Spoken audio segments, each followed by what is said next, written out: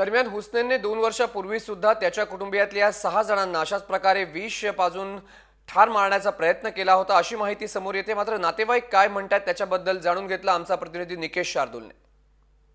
हसनन वरेकर यांनी त्यांच्या कुटुंबांची हत्या केल्याच्या नंतर सुसाईड केल्याच्या नंतर आता ह्या प्रकरणामध्ये एक नवीन खुलासा समोर आलेला आहे। त्यांचा एकंदरीत स्वभाव कसा होता आणि नवीन प्रकार काय तो आपण जाणून घ्या। सर, आपण त्यांचे नातेवाईक जवळून त्यांना ओळखत होता, कसा एकंदरीत स्वभाव होता? याआधी कधी त्यांना कुठलं टेन्शन होतं किंवा काय घटना घरात कधी घडल्या होत्या?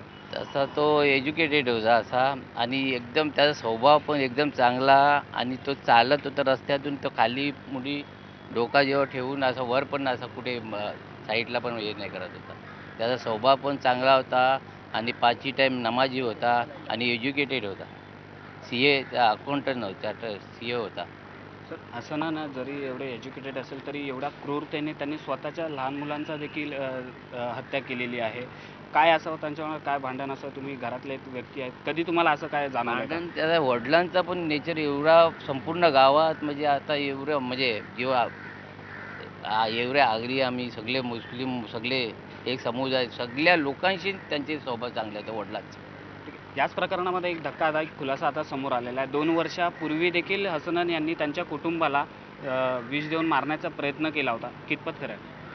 काय माहिती ते ते आता मला आत्ता माहिती पडला का असा हे झाला असा, कारण ते आमच्या जवळचे नातेवाईक असून पण हे मला तरी पण ही घटना घडली होती की हसनन यांनी या अगोदर सुद्धा परिवाराला विष देऊन मारण्याचा प्रयत्न केला होता?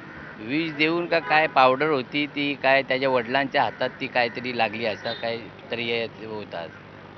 देखील नातेवाईकांनी देखील सांगितलेलं आहे, हसन जे आहेत यांनी ह्या अगोदर देखील त्यांच्या कुटुंबाला मारण्याचा प्रयत्न केलेला होता। हसनन जरी स्वभावाने एकदम हे असतील तरी पण ही क्रूरता त्यांच्यामध्ये अचानकपणे कशी आली ही आता बघावं लागेल।